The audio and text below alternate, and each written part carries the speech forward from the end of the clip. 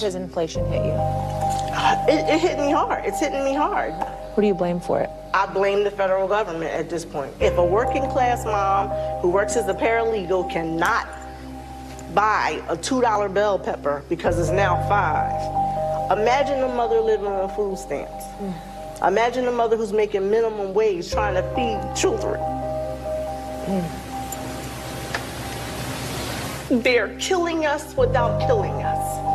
We already have a nigger mayor. We don't need any more nigger big shots. A gentleman named Eric Lutzen, and he has matched up a list. He started looking at voters above the age of 80 that were registered for voting and did vote on in Michigan, and 17,327 Michigan voters also had a corresponding obituary. And so this is before, like right when the pandemic was striking. I mean, look, you had home loans at 3.5%. I mean, right?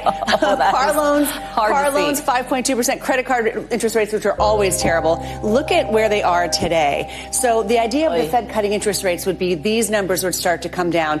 You can see mortgage rates have already been falling in anticipation of the Fed cutting rates. They'll likely continue to fall. A lot of really smart people I know say you're going to have a 5 number there sometime maybe early next year, or even late this year. So for those people who are looking to buy a home, if you can find one in this tight housing market, or trying to refinance more likely, if you've recently bought, that's going to be the first place you're going to see the effects of lower interest rates. So how bad did things get? Like, do you have numbers for, because we talked so much about how, I just set it up a second ago, how expensive it is to go to the grocery store. We know gas prices are falling, which is great. So tell us about what we saw in the improvements. I mean, when you look at the vibe session, people feeling terrible about the economy, this is why. You had housing inflation 8%. Gas prices at the worst were up 41%. We did it, Joe.